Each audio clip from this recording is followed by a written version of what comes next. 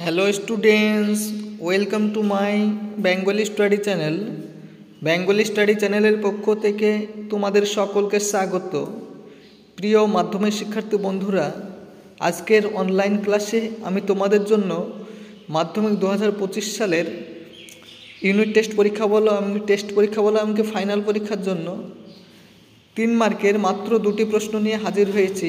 এই প্রশ্নগুলি তোমাদের ইউনিট টেস্ট পরীক্ষার জন্য বিশেষ গুরুত্বপূর্ণ। তোমাদের যেহেতু প্রত্যেকটা স্কুলেই সামনে আর কিছুদিন পরেই ইউনিট টেস্ট পরীক্ষা রয়েছে, সেই ইউনিট টেস্ট পরীক্ষার কথা মাথায় রেখে আমি আজ তোমাদের সামনে অসুখী একজন কবিতা থেকে মাত্র 2টি 3 মার্কের প্রশ্ন শেয়ার করব।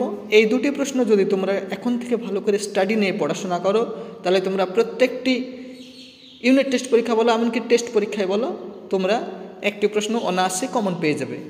তাই এইরকম আলোচনা শুরু করার পূর্বেই তোমাদের উদ্দেশ্যে আমার 2টি কথা। তোমরা যারা নতুন আমার এই চ্যানেলের ভিডিও দেখছো, তারা অবশ্যই আমার এই চ্যানেলটিকে সাবস্ক্রাইব করবে এবং পাশে থাকা বেল আইকন বেলটি প্রেস করে অল নোটিফিকেশন অন করে দেবে, যাতে করে আমার ভিডিও ছাড়ার সঙ্গে সঙ্গে সবার আগে তোমাদের কাছে পৌঁছে যায়।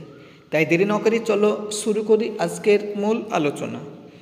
দেখো, অসুখী একজন কবিতা থেকে যে 1 নম্বর প্রশ্নটি তোমাদের সামনে রেখেছি, সেটি হলো, সেই মেয়েটির মৃত্যু হলো না।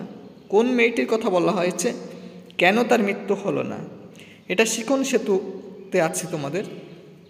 অথবা সেই মেয়েটি আমার অপেক্ষায়, মেয়েটি কে, তার অপেক্ষার কারণ কি? চলো এই প্রশ্নের সঠিক উত্তরটি আমরা দেখে নিই। প্রথমে তোমরা পয়েন্ট করবে উৎস। নোবেলজয়ী চিলিয়ান কবি পাবলো নেরুদা রচিত, নবারুণ ভট্টাচার্য অনুদিত অসুখী একজন কবিতা থেকে প্রদত্ত অংশটি গৃহীত হয়েছে।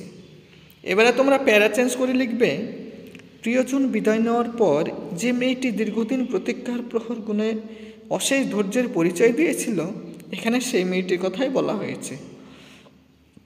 এবারে প্যারা চেঞ্জ করে তোমরা লিখবে, প্রিয়জন বিদায় নেওয়ার পর মেয়েটি জানতো না এই যাওয়াই কথকের শেষ যাওয়া। এরপর যুদ্ধ আসে, যুদ্ধের সর্বগ্রাসী অগ্নিশিখা জাগতিক সব কিছুকে ধ্বংস করলেও মেয়েটির হৃদয়ের ভালোবাসাকে স্পর্শ করতে পারে না। তাই সর্বহারার মহাশ্মশানে দাঁড়িয়েও মৃত্যুহীন মেয়েটি তার প্রিয়জনের প্রতীক্ষায় পথ চেয়ে থাকে। জাগতিক সব কিছুই নশ্বর, একমাত্র ভালোবাসা অবিনশ্বর। প্রকৃতপক্ষে মেয়েটি ছিল ভালোবাসার মূর্ত প্রতীক। শাশ্বত ভালোবাসার মৃত্যু হয় না। যুদ্ধের কাঠিন্য ভালোবাসার ফলগু ধারার কাছে হার মানে। তাই যুদ্ধের আগুন মেয়েটিকে স্পর্শ করতে পারেনি। অপেক্ষারত মেয়েটিরও মৃত্যু হয়নি। পরের প্রশ্ন আলোচনা করার পূর্বেই তোমরা যারা নতুন আমার এই চ্যানেলে ভিডিও দেখছো, তারা অবশ্যই আমার এই চ্যানেলটিকে সাবস্ক্রাইব করবে এবং চ্যানেলটি অবশ্যই যাতে আরও অনেক দূর অগ্রসর হয় এবং চ্যানেলটি যাতে আরও ভবিষ্যতে অনেক গ্রোথ হয়, সেজন্য তোমাদের সাপোর্ট, হেল্প আমি একান্তই কামনা করি। চলো পরের প্রশ্নটি আমরা দেখে নিই। 2 নম্বর প্রশ্ন, সব চূর্ণ হয়ে গেল, জ্বলে গেল আগুনে, কিসের প্রভাবে সব চূর্ণ হয়ে গেল? কি চূর্ণ হলো এবং আগুনে জ্বলে গেল? দেখো, এটি মাধ্যমিক 2018 সালে এসছে, এমনকি পর্ষদ মডেল যে অ্যাক্টিভিটি টাস্ক, সেখানেও এই প্রশ্নটি রয়েছে। চলো এই প্রশ্নের সঠিক উত্তরটি আমরা দেখে নিই। প্রথমে তোমরা পয়েন্ট করবে উৎস। নোবেলজয়ী চিলিয়ান কবি পাবলো নেরুদা রচিত, নবারুণ ভট্টাচার্য অনুদিত অসুখী একজন কবিতা থেকে প্রদত্ত অংশটি গৃহীত হয়েছে।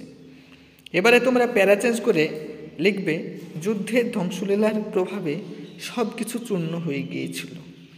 এবারে তোমরা প্যারা চেঞ্জ করে লিখবে কি চূর্ণ হয়েছিল, সেগুলো তোমরা একবার দেখে নাও।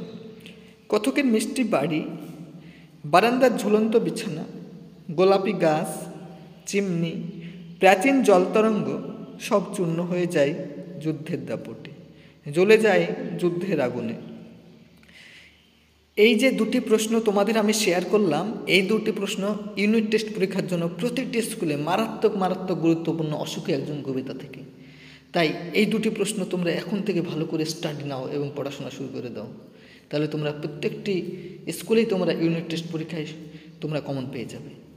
তাই এইরকম নিত্য নতুন ভিডিও পেতে তোমরা অবশ্যই আমার এই চ্যানেলটিকে সাবস্ক্রাইব করবে, লাইক করবে, কমেন্ট করবে এবং চ্যানেলটি বন্ধু বান্ধবদের মধ্যে অধিক পরিমাণে শেয়ার করো।